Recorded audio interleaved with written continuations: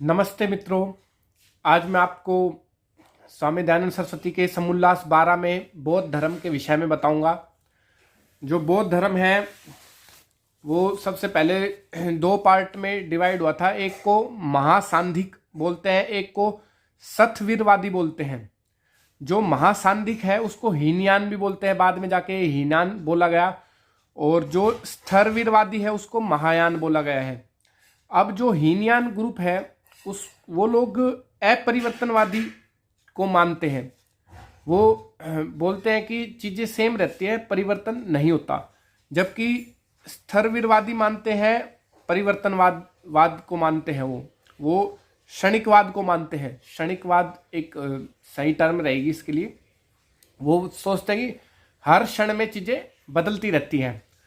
ऐसे ही जो महायान है, महायानों में शोभा यात्राएं, मूर्ति पूजा होती थी, जो हिंदुओं में भी आई बुद्धों से, और जैनियों से भी मूर्ति पूजा हिंदुओं में आई है।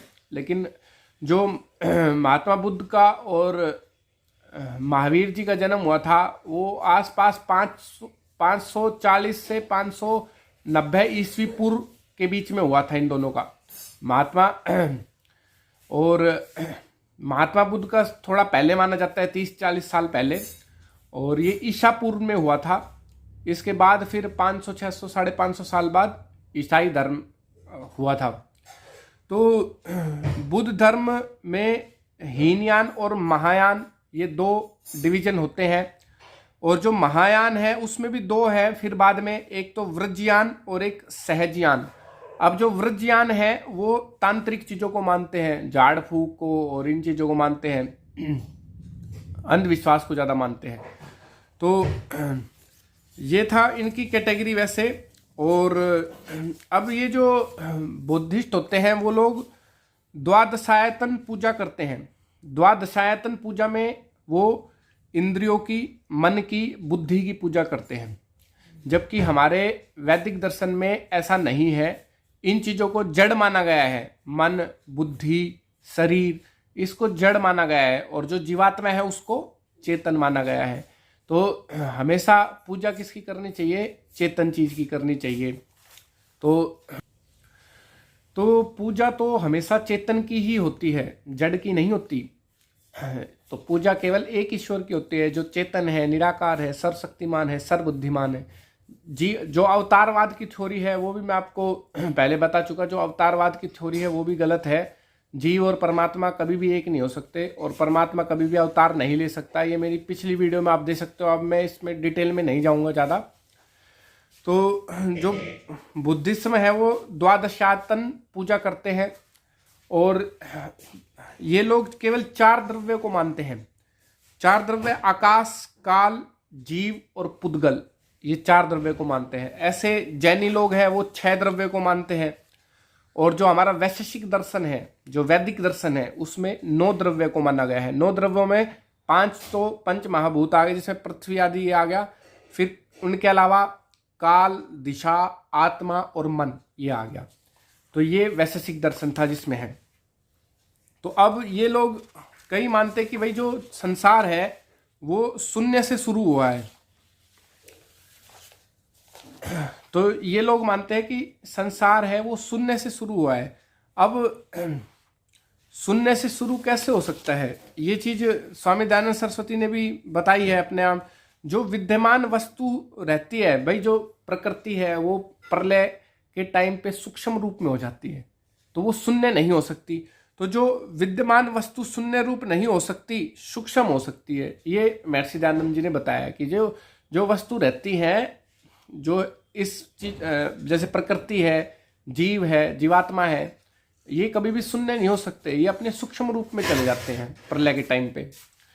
तो और शून्य है तो फिर शून्य को जानने वाला शून्य से भिन्न होता है। तो इसलिए विद्यमान वस्तु कभी भी शून्य नहीं हो सकती। ऐसे ही क्षणिकवाद का है कि भाई क्षणिकवाद, हर क्षण में चीजें बदलती रहती हैं। तो ये भी एक गलत है क्षणिकवाद। इसमें तो कोई भी आदमी क्राइम कर देगा, और वो फिर कोर्ट में मान लो उसकी पेशी हो तो वो कहेगा मैं तो हर क्षण में बदलता हूँ, मैं तो वो आदमी नहीं हूँ, अब मैं तो बदल चुका हूँ। तो ऐसे तो फिर दिक्कत हो जाएगी बहुत ज़्यादा। तो लेकिन जो मेन रूप, जो नेचुरल जो चीज़ें रहती हैं वो थोड़ी ना बदलती किसी चीज़ की, जिसके गुण जैसे रहते हैं, द्रव्यों के गुण वो कभी नहीं बदलते, वो तो सेम ही रहेंगे हमेशा। तो ये ऐसी ऐसी चीज़ें हैं इसमें, और ये थोड़ी टिपिकल हो जाती है समझने के लिए भी। और इसमें जैसे एक लाइन और बोली थी उन्होंने कि भाई सब जगह दुख ही दुख है। अब सब जगह दुख ही दुख होगा तो ये बात भी पूर्ण रूप से सही नहीं है। अरे भाई हमने सुख भोगा है तभी तो हमें सुख का पता है, और सुख का पता है तभी हमें दुख का पता है। तो इसलिए दयानंद सरस्वती जी यही कहते हैं कि सुख की अपेक्षा के बिना दुख सिद्ध नहीं हो सकता, इसलिए सब दुख मानना ठीक नहीं है। तो ये बात भी ठीक है इनकी। ऐसे ही इनकी 4 शाखाएं होती है बौद्धों की, एक माध्यमिक, एक योगाचार, एक सौतांत्रिक और एक वैभाषिक। तो इनका मानना यही था कि क्षणिकवाद और शून्यवाद, तो शून्य मानते थे, क्षणिकवाद मानते थे, जो मैंने आपको एक्सप्लेन कर दिया, जो ठीक नहीं है। और ये भी अपने जैसे बुद्धिज्म भी अपने महात्मा बुद्ध को ही भगवान ईश्वर मानते हैं, जबकि ये गलत है, क्योंकि ईश्वर तो हमेशा सर्वज्ञ होता है, सब कुछ जानने वाला होता है, सर्वशक्तिमान, सर्वबुद्धिमान होता है। लेकिन जो जीवात्मा है, जिसने जन्म लिया है, वो अल्पज्य रहेगी हमेशा। तो इस बात का हमें ध्यान रखना चाहिए। तो ऐसे ही इन्होंने दुखों को दूर करने के लिए 8 मार्ग बताए हैं। जैसे हमारे अष्टांग योग बताया गया है महर्षि पतंजलि द्वारा। तो अष्टांग मार्ग बताया है इन्होंने, उसमें कई चीजें हैं, जैसे सम्मा पिट्ठी, सम्मा संकल्प, सम्मा वाचक, वाचा मतलब सम्यक वचन लिया जाता है, ऐसे करके सम्मा कम्मंत, सम्मा जीव, सम्मा व्यायाम, सम्मा सती, सम्मा समाधि, ऐसे करके बताया गया है ये 8 चीजें। तो बुद्धिस्ट के बारे में मैं इतना, इनके जो धर्म ग्रंथ होते हैं वो पीटक, त्रिपीठ होते हैं। त्रिपीटक में विनय पिटक, सुत पिटक, अभिधर्म पिटक, अभिधर्म पिटक, तो ये 3 हैं इनके पिटक, त्रिपिटक, ये इनके ग्रंथ हैं। और इवन जो मैं बुक पढ़ रहा हूँ ये है सत्यार्थ भास्कर, स्वामी विवेकानंद सरस्वती की। इन्होंने एक तेलोवाद जातक पृष्ठ नंबर 246 का रेफरेंस देके ये बात बताई है जो मैं आपको बता रहा हूँ।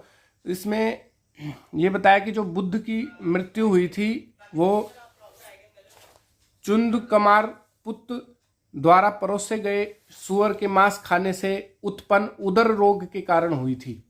उन्होंने अपने शिष्य आनंद को कमार पुत्र के पास भेजा, और उन्होंने जब ये मांस खाया उन्होंने तो उनको परेशानी हुई। तो उनको ये लगा कि कभी कमार पुत्र अपने आप को गिलानी महसूस ना करे कि भाई कि मैंने ये क्या कर दिया, मुझसे गलती से ये चीज़ हो गई। तो उन्होंने अपने शिष्य को भेजा, महात्मा बुद्ध ने आनंद शिष्य को भेजा, बोला कि तुमने जो हमको परोस के दिया था वो जो मेरे पत्नी सुजाता है उससे भी अच्छा खाना मुझे परोस कर दिया था, तो इसमें तुम व्यर्थ गलानी ना करना। तो ये थी इसमें बातें। और इसके साथ साथ मैं ये कहना चाहूँगा, जो ये खंडन किया जा रहा है, ये महर्षि दयानंद सरस्वती जी ने पहले ही बता दिया था कि किसी को ठेस पहुँचाने के भाव से नहीं है। इसमें कई चीज़ें जिन जिन मतों में गलत चीज़ें हैं उनको, विद्वानों को उनको ठीक करनी चाहिए, और सभी को एक सत्य वैदिक मार्ग पर चलना चाहिए। तो ऐसे ही और भी बहुत सारी बातें हैं इसमें सत्यार प्रकाश में जो आप जान सकते हो, और जो बेसिक थ्योरीज है इनकी जान सकते हो। मैंने पिछली वीडियो में बताया था कि सभी मत पूरे गलत नहीं होते, उनमें से 70-80% ज्ञान अच्छा रहता है सबका, 20-30% में थोड़ी गड़बड़ रहती है, जिसमें चमत्कार की बातें, अंधविश्वास और मेनली लड़ाइयाँ, मेनली जो मतभेद होते हैं वो सृष्टि विज्ञान में होता है कि सृष्टि विज्ञान का सही तरीके से नहीं बताया गया। हमारी वैदिक सृष्टि विज्ञान जो है वो बहुत अच्छे से बताई गई है, उसमें मतभेद रहता है। और एक मूर्ति पूजा का मतभेद रहता है, एक कई लोग जीवात्मा को ही परमात्मा मानते हैं, उसमें मतभेद रहता है। कई लोग अवतारवाद की थ्योरी मानते हैं, वो भी मतभेद रहता है उसमें। तो इन 5-7 जो टॉपिक होते हैं मेन, वही लाइट में रहते हैं उन्हीं को ही हम बोल सकते हैं, जिन पे डिस्कशन होता है, बड़े बड़े डिबेट होते हैं। तो ये जो है ये मैंने अकॉर्डिंगली इसके बताया है आपको, और इसमें मोटा मोटा बताया है। आशा है आपको अच्छी लगी होगी मूवी, ये वीडियो सॉरी। और नेक्स्ट वीडियो मेरी जैन मत के बारे में बताऊंगा मैं मोटा मोटा, जिससे आपको भी पता लगे कि भाई इन धर्मों में क्या है क्या नहीं है। लेकिन जो इनकी अच्छी बात है वो हमको ग्रहण करनी चाहिए, तो मेरा मानना ये है। और जो जिन बातों पे मतभेद है उनको छोड़ देना चाहिए। धन्यवाद। जो बुद्धिज़्म और जैनिज़्म है उनमें से कोई चीज़ उनकी समान है, लेकिन जो बुद्धिज़्म लोग हैं उन्होंने मांसाहार का वर्णन कई जगह किया है अपने शास्त्रों में, और मांसाहार को खाना मानते हैं। तो ऐसे ही हम देख सकते हैं कई जगह पे, जैसे बुद्ध धर्म है, जैसे चाइना हो गया, और भी ऐसे कई देश जहाँ पे वहाँ पे खूब मांसाहार का सेवन किया जाता है। और जबकि जैन धर्म जो है वो अहिंसा पे डिपेंड करता है, अहिंसा को मानता है। इसमें जो जैनिज़्म है, जैनिज़्म के बारे में मैं बताऊं आपको कि इनके 24 तीर्थंकर हुए थे। 24 तीर्थंकर में को ये लोग मानते हैं और उन्हीं को ही ईश्वर मानते हैं, ये किसी ईश्वर की सत्ता को नहीं मानते। तो जैन मत में सृष्टि के रचयिता, प्रलयकर्ता तथा कर्म फलदाता ईश्वर के लिए कोई स्थान नहीं है, परंतु अपने ज्ञान और चरित्र के बल पर कर्मों का क्षय होने पर कोई भी जीवात्मा परमात्मा पद को प्राप्त कर लेते हैं। पर सच्चाई है, कहने का मतलब ये है कि वो ईश्वर को नहीं मानते, पर इसमें सच्चाई यही है कि जो मैंने आपको बताया कि वो सोचते हैं कि सृष्टि ऐसे ही चल रही है, ऐसे ही चलती आई है, जबकि ऐसा नहीं है। जो सृष्टि है इसको चलाने वाला कोई ना कोई व्यवस्था जो रहती है उसका व्यवस्थापक रहता है। तो इसको चलाने वाला ईश्वर है, जो बहुत सबसे ज़्यादा सूक्ष्म रूप में है और जो जीवात्मा को और प्रकृति को चलाए हुए है। और ईश्वर ही हमारे कर्मों का फल हमें देता है, सुख दुख। तो एक तो ये मतभेद है। और दूसरा, जैनी लोग मूर्ति पूजा पे ज़्यादा विश्वास करते हैं, तीर्थंकरों की। तो मूर्ति पूजा के विषय में भी स्वामी दयानंद सरस्वती ने कई जगह बताया है कि जैसे कि भाई ईश्वर और जीव एक नहीं हो सकते। ईश्वर तो सर्वज्ञ है, सर्वशक्तिमान है, सर्वबुद्धिमान है, और जो जीव है वो अल्पज्ञ है, कम बुद्धि वाला है, और वो कभी भी सर्वशक्तिमान सर्वबुद्धिमान नहीं हो सकता। और मूर्ति पूजा के 16 जो दोष बताए हैं वो दयानंद सरस्वती जी ने अपने 11वें समोल्लास में बता चुके। मैं पिछली वीडियो में बता चुका आपको कि भाई मूर्तियों पे करोड़ों रुपए खर्च हो जाते हैं, वो किसी निर्माण कार्य में यूज होना चाहिए। फिर मूर्तियों पे फिर एकाग्रता नहीं बन पाती। ये रहता है कि भाई आज मूर्ति को नहलाना है, धुलाना है, आज कपड़े पहनाने, आज ये करना है, आज वो करना है, तो उसमें एकाग्रता नहीं बन पाती। तो ये सब चीज़ें हैं। अब जो जैन मत है उनके जो धर्म ग्रंथ है वो गणधर ऋषि ने 12 पार्ट्स में बनाए हुए हैं। उसमें कई है, जैसे एग्जाम्पल मैं आपको 2-4 के दे देता हूँ। आचारांग, सूत्र, कृतांग अंग, स्थानांग, समवाय, फिर प्रसन्न व्याकरणांग, विपाक सूत्र, ये सब इनके उपासकाध्यायनांग, तो ये सब इसके वो है ग्रंथ है, इनके 12 ग्रंथ ऐसे करके। और ऐसे ही इनके 24 तीर्थंकर हुए हैं। तो 24 तीर्थंकर में इनके जो है वो ये है, जैसे ऋषभदेव को ये पहला तीर्थंकर मानते हैं। उसके बाद अजीतनाथ, संभवनाथ, अभिनंदन, सुमतिनाथ, पदम प्रभय, ऐसे कर करके लास्ट में जो है वो है महावीर स्वामी, जो 24वें इनके तीर्थंकर है। महावीर स्वामी से पहले पार्श्वनाथ जी के तो मंदिर भी हम कई देखते हैं, कभी तो ट्रैवलिंग के दौरान दिखने को मिल जाते हैं। तो ये 2 पार्ट में डिवाइड है जैनिस, एक तो श्वेतांबर में और एक दिगंबर में। श्वेतांबर वाले सफ़ेद कपड़े पहनते हैं और भिक्षा मांग कर खाते हैं। जो दिगंबर रहते हैं वो वस्त्र धारण नहीं करते और वो सिर के बाल वगैरह उखाड़ते या खींच के निकालते हैं। अपन ने देखा होगा कई वीडियोस में इनकी। और वो जो ऊन की बनी जो झाड़ू सी होती है उससे इनको भिक्षा देते हैं, उससे फिर ये तो कई आजकल वीडियो चल रही है फेसबुक पे, इन पे हमको देखने को मिल जाएगी कि जब कोई भिक्षा लेने जाता है, नए लड़के युवा लोग, तो उनको वो ऊन की ये झाड़ू से वो करते हैं, भिक्षा देते हैं। तो ऐसे ही है। और इन श्वेतांबर और दिगंबर में भी काफ़ी मतभेद है। दिगंबर जो लोग होते हैं वो ये मानते हैं कि जो मोक्ष की प्राप्ति होती है वो केवल पुरुषों को ही होती है, स्त्री को नहीं होती। जबकि श्वेतांबर लोग ये नहीं मानते, वो मानते कि स्त्रियों को भी होती है। और भी इनमें काफ़ी वो है भेद। इसके अलावा जो जैनिज्म में है उसमें कई बातें ऐसी लिखी है जो कि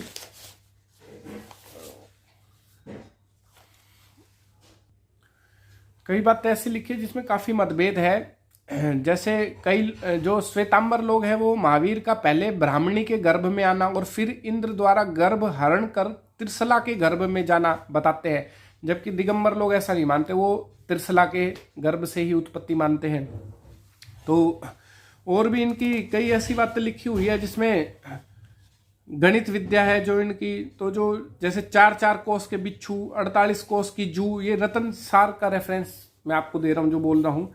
तो ऐसे ऐसे करके जो अप्रकृति की बातें हैं ऐसे बोली गई हैं। फिर इनका जो भौगोलिक विद्या है उसमें भी काफ़ी चीज़ें ऐसी लिखी है, जैसे पृथ्वी का साइज जम्बू द्वीप बताया गया है, जो इतने लोग इतना क्षेत्रफल बता दिया जो पृथ्वी का है नहीं। और जो इनके अवतार भी हुए हैं उनकी भी लंबाई चौड़ाई इन्होंने बताई कि इतने लंबे थे, इतने चौड़े थे। और तो ये सब चीज़ें काफ़ी लिख रखी है इसमें, सत्यार्थ प्रकाश में काफ़ी बताई गई है। और स्वामी दयानंद सरस्वती जी को भी ये कृष्णदास सेठ सेवक दास कृष्णदास ने ये इनको अवेलेबल करवाया था।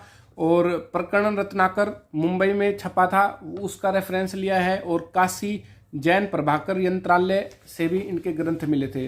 ये जैनी लोग अपने ग्रंथ जल्दी से किसी को दिखाते नहीं है, देते नहीं है, लेकिन ये थोड़े बहुत अवेलेबिलिटी हुई थी तब ये बातें बताई गई है इसमें। और जो वर्धमान है उनको अरहत भी बोलते हैं, जिन भी बोलते हैं, निग्रंथ भी बोलते हैं और महावीर भी बोलते हैं। जो महावीर जी का जो नाम है वो वर्धमान भी है, अरहत भी है। इनके जो दर्शन है उसको अरहत दर्शन भी बोलते हैं। तो एक जिन भी बोलते हैं, इनको निग्रंथ भी बोलते हैं। तो ये 4 इनके नाम हैं।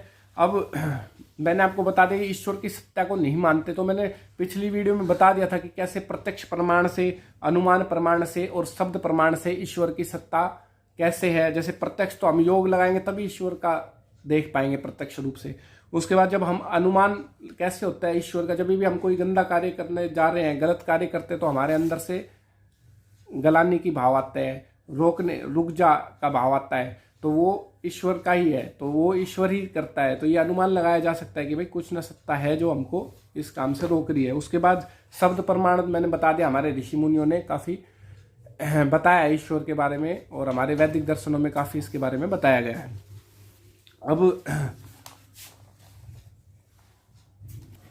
अब ये लोग सृष्टि रचना में बोलते कि संयोग से यह संसार हुआ। अरे भाई संयोग से ये, अब ऋषि दयानंद जी बोलते हैं कि संयोग से ये संसार कैसे हो सकता है। अगर जो भी चीज संयोग से होती है संसार में, तो उसकी उत्पत्ति भी होती है और प्रलय भी होती है। तो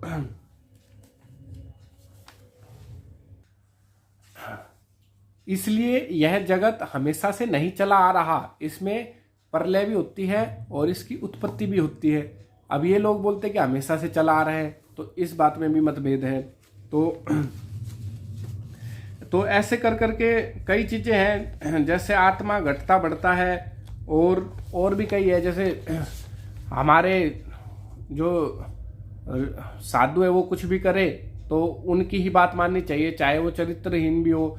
ऐसे ऐसे कई चीजें हैं इसमें जो मैंने आपको बताया आपको। और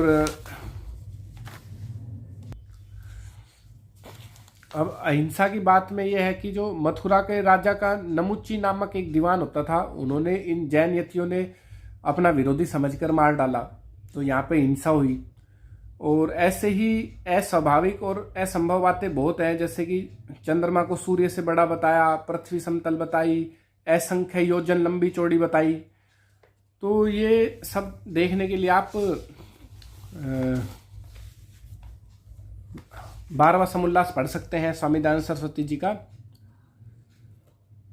और इसमें विवेक सार में पृष्ठ 225 पे ये भी लिखा है, शिव विष्णु आदि की मूर्तियों की पूजा करनी बहुत बुरी है, अर्थात नरक का साधन है, जबकि खुद के तीर्थंकरों की मूर्ति पूजा करना स्वर्ग दिलाता है। तो ये सब चीजें हैं इसमें। फिर एक सप्तभंगी नाम का चीज को भी ये मानते हैं, वो साधर्म्य और वैधर्म्य की चीजें हैं। ये इन्होंने काफी कॉम्प्लिकेटेड करके बताई है। एक सरल प्रक्रिया को छोड़कर कठिन रचना की है, ताकि चीज इधर उधर रहे, ठीक से समझ में ना पाए। तो जो साधर्म्य है और वैधर्म्य है, जो हमारे वैदिक दर्शन के हिसाब से है, वो उचित है और सही है।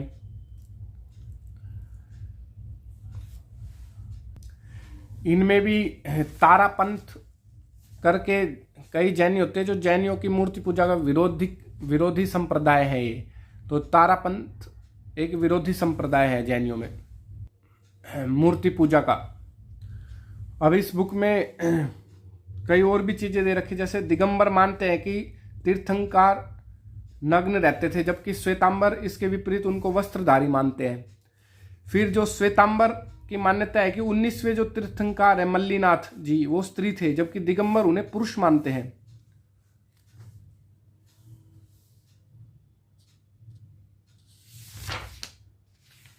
और श्वेतांबरों के ग्रंथों में भी कहीं कहीं मांस खाना लिखा हुआ है। अब